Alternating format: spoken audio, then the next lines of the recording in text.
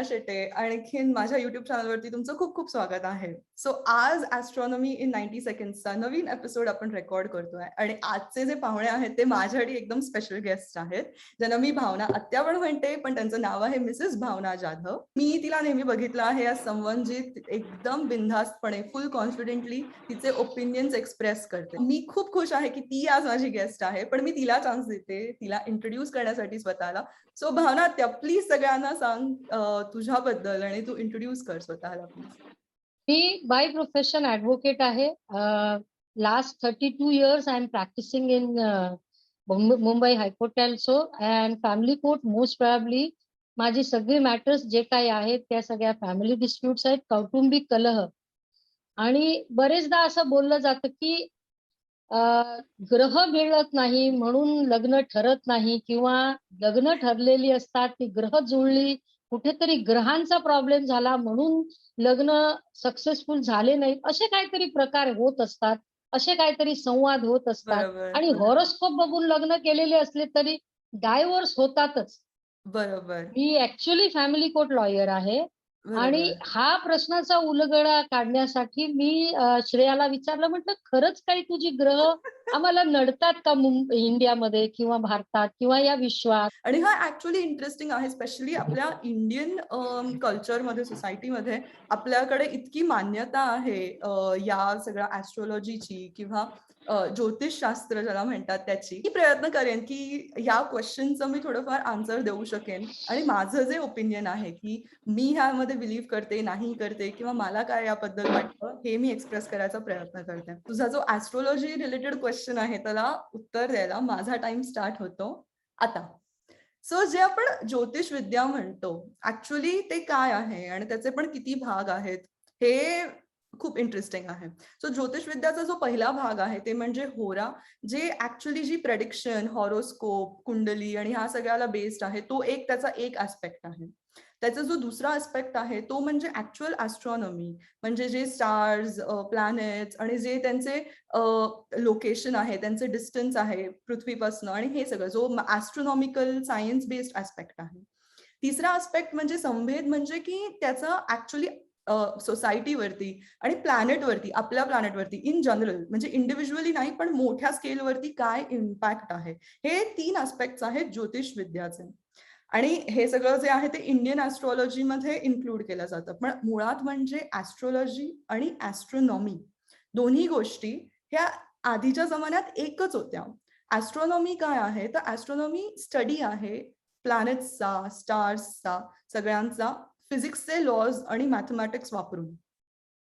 आणि ॲस्ट्रोलॉजी काय आहे तर ॲस्ट्रोलॉजी हे समजतं की ह्या सगळ्यांचा आपल्या लाईफवरती काय इन्फ्लुएन्स आहे, या सगळ्यांचा ग्रहांच्या आणि ताऱ्यांच्या पोझिशनचा आपल्या लाईफवरती काय इन्फ्लुएन्स पडू शकतो, ह्याला जो शोध लावला जातो किंवा ह्याला जे स्टडी करतो त्याला ॲस्ट्रोलॉजी म्हणतात आणि ह्याला जो स्टडी करतो त्याला ॲस्ट्रोलॉजर म्हणतात. सो आधीच्या जमान्यात दोन्ही गोष्टी सेम का होत्या? कारण बघ, माझा टाइम ऑलरेडी अप झालाय, मी कंटिन्यू ठेवते. आधीच्या जमान्यात या दोन्ही गोष्टी का सेम होत्या? कारण तेव्हा त्यांच्याकडे सायन्स बेस्ड जो रिसर्च आहे किंवा सायन्स ही गोष्टच नव्हती, हा त्याचा कॉन्सेप्ट नव्हता. आणि ते लोक खूप नेचरशी इन्क्लाइंड होते तेव्हाची लोक. मेन ऍप्लिकेशन ऍस्ट्रोलॉजीचं जे होतं जुन्या जमान्यात ते हे होतं की फार्मिंगसाठी कधी सुरुवात केली पाहिजे, फार्मिंगसाठी कुठला टाइम बेस्ट असणार आहे, कुठचा टाइम चांगला नसणार आहे. आणि हे खूप नॅचरल आहे कारण जे सीझन्स आहेत ते सीझन्स वरती फार्मिंग बेस्ड असते. आणखीन सीझन्स जे आहेत हे एक नॅचरल ॲस्ट्रॉनॉमिकल कन्सेप्ट आहे. त्याच्यामुळे हे नॉर्मल आहे की तेव्हाची लोक ॲस्ट्रोलॉजी, ॲस्ट्रॉनॉमी जे काही आहे त्या गोष्टीला यूज करायचे फार्मिंगचे डिसिजन्स बनवण्यासाठी. त्याच्यानंतर आपण जर समजायला गेलो की हॉरोस्कोप किंवा भविष्यवाणी म्हणणं आणि सांगणं वगैरे हे कशापासून सुरू झालं, बेसिकली बघायला गेलं तर जे तेव्हाची मुलं जी बॉर्न व्हायची, ज्या वेळेला ते बॉर्न व्हायचे त्यांच्याकडे खूप लिमिटेड ऍक्सेस होतं न्यूट्रिएंट्सचं, पोषणचं. सगळ्यांना सेम ऍक्सेस नव्हतं आणि डिपेंडिंग की ते केव्हा बॉर्न होते, म्हणजे सपोज थंडीच्या सीझनमध्ये बॉर्न झाले तर त्यांना एक वेगळ्या सेट ऑफ न्यूट्रिएंट्सचं ऍक्सेस होतं, गरमीत बॉर्न झाले तर वेगळ्या न्यूट्रिएंट्सचं ऍक्सेस होतं. ते जेव्हा त्यांची आई म्हणजे ती जेव्हा प्रेग्नंट होती तेव्हा ती कोणत्या कोणत्या सीझन्स थ्रू गेली आणि त्या सीझन्समध्ये प्रमाणे त्यांचं जे पोषण आहे ते झालं त्या बाळाचं. त्याच्यामुळे बऱ्याच ऍक्च्युअली ज्या आपल्या स्किल्स आहेत आहेत, बऱ्याच ज्या गोष्टी आहेत की त्या माणसाला त्या बाळाला सपोज एक डायजेशन रिलेटेड इश्यूज असू शकतात का, कारण तो या सीझन मध्ये बॉर्न झालेला जेव्हा त्याच्या इम्युनिटी स्ट्रॉंग नव्हती झाली किंवा काय. सो हे सगळं म्हणजे नेचर वर्सेस न्यूट्रिशन हा गोष्ट या आस्पेक्ट मध्ये पण ऍस्ट्रोलॉजीचं खूप सारं ऍप्लिकेशन होतं की तो माणूस केव्हा बॉर्न झाला आहे, तेव्हा कसा टाइम होता, काय सीझन होता, त्यानुसार ही लोक सांगू शकायची की अच्छा हा एक स्ट्रॉंग माणूस बनणार आहे किंवा हा एक इंटेलिजंट माणूस बनणार आहे, किंवा त्याच्या आई बाबांनी मग काय काळजी घेतली पाहिजे की त्याला कुठचे दुसरे न्यूट्रिएंट्सचा आहार दिला पाहिजे की जेणेकरून जे काही त्याच्यामध्ये लॅकिंग आहे ते कॉम्पन्सेट होईल. सो हे एक अजून वेगळं ऍस्ट्रोलॉजीचं हे होतं, ऍप्लिकेशन होतं. अशा या सगळ्या पद्धतीने म्हणजे अतिशय नेचरला बेस्ड त्यांनी जे बघितलं, ऑब्झर्व केलं त्याच्यावरती बेस्ड हे ऍस्ट्रोलॉजीची सुरुवात झाली. मग नंतर जसं जसं टाइम गेला आहे तसं तसं सायन्सने ऍडव्हान्सेस केले आहेत, फिजिक्सच्या लॉज, फिजिक्सने मॅथमॅटिक्सने ऍडव्हान्सेस केले आहेत. आणखीन ऍस्ट्रॉनॉमी जे आहे ते कम्प्लिटली सायन्स बेस्ड राहिलं. ऍस्ट्रोलॉजी जे आहे ते ब्रांच आउट होत गेलं. हे ब्रांच आउट होत होत हे दोन आता अतिशय वेगळ्या गोष्टी बनल्या आहेत. ऍस्ट्रॉनॉमी जे सायन्स आहे, ऍस्ट्रोलॉजी जे सायन्स नाही आहे.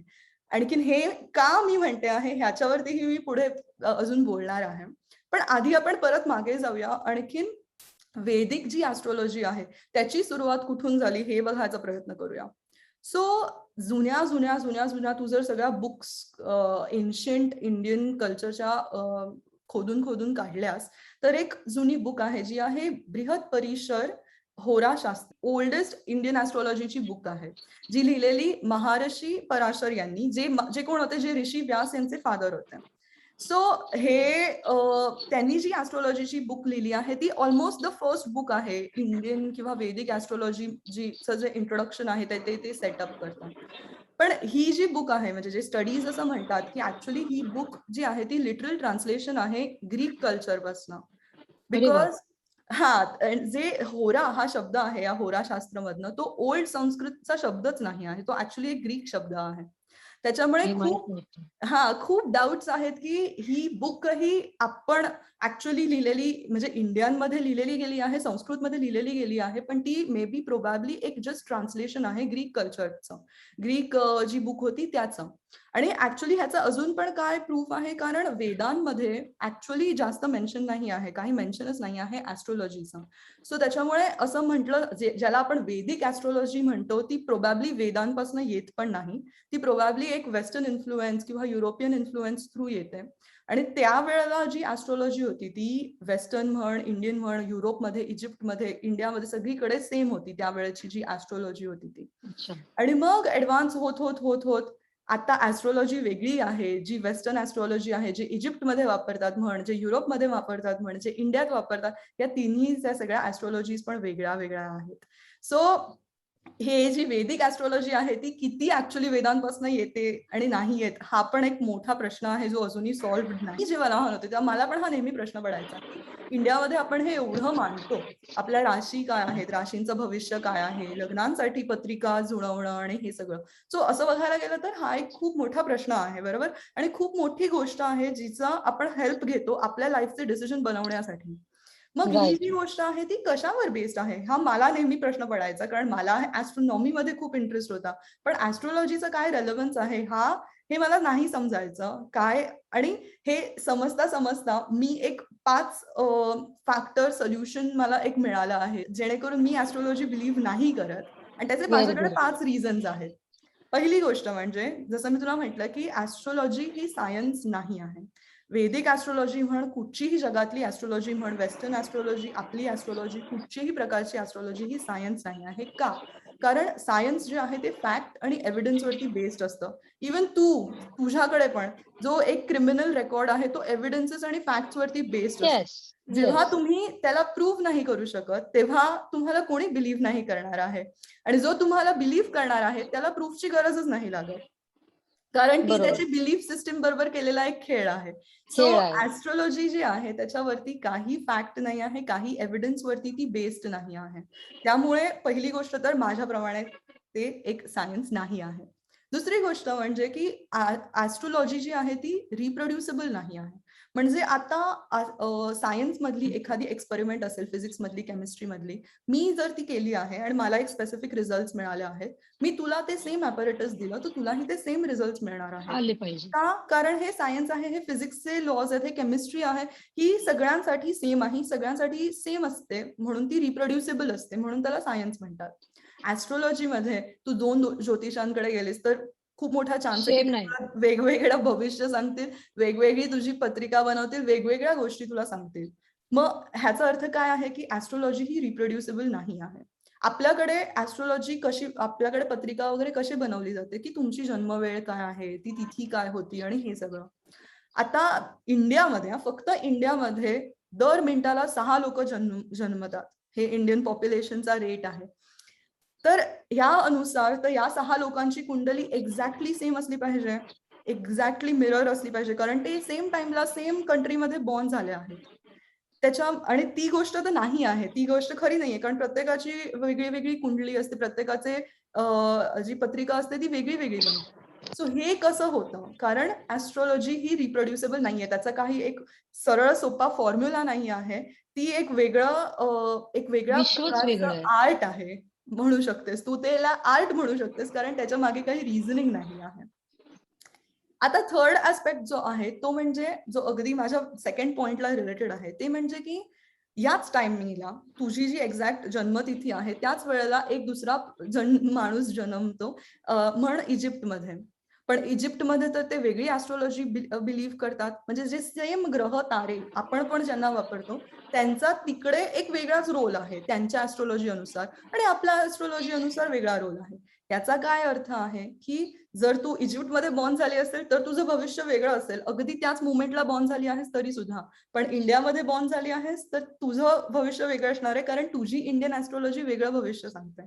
सो ह्यामध्ये काहीही सिमिलॅरिटी नाही. कन्सिस्टन्सी नाही आहे, काही सिमिलॅरिटी नाही आहे. का? कारण अगेन ऍस्ट्रोलॉजी तू कुठे आहेस? इंडियामध्ये आहेस, वेस्टर्नमध्ये आहेस की इजिप्तमध्ये आहेस की अजून कुठे आहेस त्यावरती ती चेंज होते कारण लोकांचे वेगवेगळे ऍस्ट्रोलॉजी आहे. ऍक्च्युली वेगवेगळ्या कल्चरची वेगवेगळी ऍस्ट्रोलॉजी आहे. सो अजून हे एक प्रूफ आहे की तुम्ही ह्याला नाही बिलीव्ह करू शकत कारण तुम्ही त्याच मुवमेंटला जर कुठे दुसरीकडे जन्मला असता तर तुमचं भविष्यच वेगळं सांगितलं गेलं वेगळं असतं. असतं. तर त्यानुसार तुम्ही ह्याला बिलीव्हच नाही करू शकत. चौथा जो ऍस्पेक्ट आहे आणि जो अगेन तिसऱ्या ऍस्पेक्टशी रिलेटेड आहे ते म्हणजे की ही ऍस्ट्रोलॉजी कम्प्लिटली एका बिलीफ सिस्टमवरती बेस्ड आहे. सायन्स जे आहे ते एक्झिस्ट करतं. तुम्ही त्याच्यामध्ये माना किंवा नका मानू. पण ऍस्ट्रोलॉजी तुमच्यावरती इफेक्ट करते किंवा तुमच्यावरती त्याचा असर पडतो. जर तुम्ही त्याला बिलीव्ह केलं तरच. तर ऍस्ट्रोलॉजी जी आहे ती एक बिलीफ सिस्टमवरती बेस्ड एक गोष्ट आहे आणि म्हणून फॅक्टवर अगेन नाही. त्याच्यामध्ये अगेन काहीही तथ्य नाही आहे. त्याच्यामध्ये काहीही प्रूफ्स नाही आहेत, काही एक्सपेरिमेंट्स नाही आहेत. ज्याने काही इनफॅक्ट उलटे अपोजिट एक्सपेरिमेंट्स आहेत. जे आपण म्हणतो ना की 2 राशी आहेत, ज्या एकमेकांबरोबर नाही मॅच होत आणि त्यांनी एकमेकांबरोबर लग्न नाही केलं पाहिजे वगैरे, वगैरे. तर अशा एक्सपेरिमेंट्स झाल्या आहेत. हजारो लोकांबरोबर त्यांनी एक्सपेरिमेंट्स केल्या आहेत, ज्याच्यामध्ये त्यांनी वेगवेगळ्या राशीच्या लोकांच्या कंपॅटिबिलिटी टेस्ट चेक केल्या आहेत आणि त्यांना कळलंय की ह्याच्याशी काही ऍक्च्युअली कोरिलेशनच नाही आहे. सो बेसिकली ज्या गोष्टी आपण science through, experiments through, proofs through पुढे ऍडव्हान्सेस करत गेलो आहोत. ऍक्च्युअली ऍस्ट्रोलॉजीसाठी काही एक्सपेरिमेंट्स नाहीयेत. इनफॅक्ट उलटे एक्सपेरिमेंट्स आहेत ज्यांनी त्याला डिसअप्रूव्ह केलं आहे. सो ही स्थिती आहे ऍस्ट्रोलॉजीची. आणि जो लास्ट पॉइंट आहे ते म्हणजे की तू जे सायंटिफिक गोष्टी आहेत किंवा ऍस्ट्रॉनॉमीच्या गोष्टी आहेत, तो प्रत्येक ऍस्ट्रॉनॉमर तुला सेमच सांगणार आहे. जर तू मला विचारलंस की पृथ्वी आणि सूर्याच्या मधला डिस्टन्स काय आहे, तर मी तो तुला एक नंबर देणार आहे आणि दुसरे लोकही तुला सेम नंबर देणार आहेत. डझंट मॅटर की तो ऍस्ट्रॉनॉमरने कुठून डिग्री घेतलीये, कुठे शिकला आहे, काय केलं आहे. जी ऍस्ट्रोलॉजीमध्ये गोष्ट नाही घडत. ऍस्ट्रोलॉजीमध्ये बेसिकली नुसतं पत्रिका बनवली नाही जात, पण तो जो ऍस्ट्रोलॉजर आहे तो स्वतःचे इन्स्टिंक्ट तुमच्या सायकॉलॉजीला वापरून, तुमची ह्युमन सायकॉलॉजी जी आहे त्याचा वापर घेऊन त्याचे जे इन्स्टिंक्ट आहेत, त्याला जे वाटतं की तुम्हाला हे ऐकायची गरज आहे किंवा हे तुम्हाला करायची गरज आहे, असे गोष्टी सांगत जातो. सो ऍस्ट्रोलॉजी ही खूप काउन्सिल करतो खरं. तुझ्या एक्झॅक्टली मनाला समाधान देतो. तो तुम्हाला ते ऑल इज वेल तो करतो. तर तुम्हाला ती बेसिकली तुमच्या ह्युमन सायकॉलॉजीशी गेलेला एक थोडासा खेळ आहे, ज्याचे करून तुम्हाला एक होप मिळतं, दिलासा मिळतो. ऑफकोर्स तुम्ही फ्री आहात. प्रत्येक जण या जगामध्ये फ्री आहे जी गोष्ट पाहिजे ते बिलीव्ह करण्यासाठी, आणि जोपर्यंत तुम्ही कोणाला हार्म नाही करत तोपर्यंत तुम्ही जे पाहिजे ते तुम्ही बिलीव्ह करू शकता. पण ज्या गोष्टीला, ज्या ऍस्ट्रॉलॉजीला आपण इतकं महत्व देतो की जेणेकरून आपण एवढे लाईफचे इम्पॉर्टंट डिसिजन्स त्या ऍस्ट्रॉलॉजीला वापरून करतो, तर आपण समजणं गरजेचं आहे की त्या ऍस्ट्रॉलॉजी मागे ऍक्च्युअली काय फॅक्ट्स आहेत, आणखीन काय फॅक्ट्स नाही आहेत, आणि काय गोष्टी प्रूव्हन आहेत आणि काय गोष्टी प्रूव्हन नाही आहेत, आणि त्यानंतर डिसाईड करा की तुम्ही ह्याला बिलीव्ह केलं पाहिजे की नाही. सर, लग्न जुळवताना माणसाने मन समजावी, त्यांची एक्झॅक्टली. फिजिकल, त्यांची मेडिकल करून घ्यावी, त्यांची सायकोलॉजिकल एक्झॅक्टली. टेस्ट करून घ्यावी, एक्झॅक्टली. काउन्सिलिंग, प्री काउन्सिलिंग करून घ्यावी. पण हे असलं हॉरोस्कोप मिळवण्या, त्यांच्यामध्ये त्या गोष्टीवरती बिलीव्ह करून एकमेकांना मानसिक प्रिज्युडाईज होऊन त्रास देणं, हे माणसाने थांबवलं पाहिजे, असं एक्झॅक्टली. माझंही आता मत झालेलं आहे. हो, एक्झॅक्टली. आणि थँक यू फॉर. तू तू बघतेसच आहेस ना की तू तू एक तुझ्याकडे एवढे सारे डिव्होर्स केसेस येतात. सो अकॉर्डिंग जे सगळ्यांनी पत्रिका जुळवल्या त्यांच्या तर पत्रिका इतक्या छान जुळल्या पाहिजेत की त्यांचे डिव्होर्स तर झालेच नाही पाहिजे 7 झालेच नाही पाहिजे. जन्मांपर्यंत. होय. 32 गुण मिळवले आणि 34नी 36 गुण मिळवले होते, पण तरी आमचा डिव्होर्स होतोय. तर आता ह्याच्या मागचं मिथ कळलं ना. नागबळी असतो एक, एक्झॅक्टली. सर्पकाल असतो एक. हे सगळे प्रकार नुसते मिथ आहेत. आता तुझी एक्झॅक्टली. बायको नांदत नाहीये तर तिला नारायण नागबळी लागलाय, आणि किंवा काय सर्पकाल आहे तुमचा म्हणून तुमचं होणार नाही. हे जे काही प्रकार आहेत ते सगळे खोटे आहेत. आणि एक्झॅक्टली. असल्या गोष्टीला विचार न करता खरोखर बायकोचं मन समजावं, आणि पुरुषाने आणि बाईने नवऱ्याचं मन समजून घ्यावं आणि त्याचा घरसंसार चालवावा. मनाने बरोबर. पूर्णपणे बरोबर. आणि एक व्हावं. हे असल्या मिथ मध्ये घुसू नये, है की नाही? सिरियसली. परफेक्ट सांगतेस तू. म्हणजे आता प्रमाणच दिलंस मला की एस्ट्रोलॉजी आणि एस्ट्रॉनॉमीचा काही संबंध नाहीये. दूर दूरपर्यंत थँक्यू. नाही आहे. नाही. तर आणि तुम्हाला हेल्थ इश्यूज असतील, मॅरेजमध्ये इश्यूज असतील, करिअरमध्ये इश्यूज असतील, तर त्या प्रोफेशनलना जाऊन भेटा, जे तुम्हाला प्रॉपर गाईडन्स देऊ शकतील दॅट्स या इट. टॉपिकमध्ये. आणि या गोष्टींमध्ये जास्त टाइम घालवू नका, ज्या गोष्टी सायन्सने डिसअप्रूव्ह केलेल्या आहेत. Thank you. Thank you very much. Thank you परत एकदा की तू हा एकदम मस्त प्रश्न विचारलास, आणि मी ऑफकोर्स ओपन आहे. लोकांचे अजून काही क्वेश्चन्स असतील तर ते कमेंट्समध्ये मेन्शन करू शकतात आणि मी त्यांना उत्तर द्यायचा प्रयत्न करेन, माझं जेवढं काही ऍस्ट्रॉनॉमी नॉलेज आहे त्याच्यामधनं.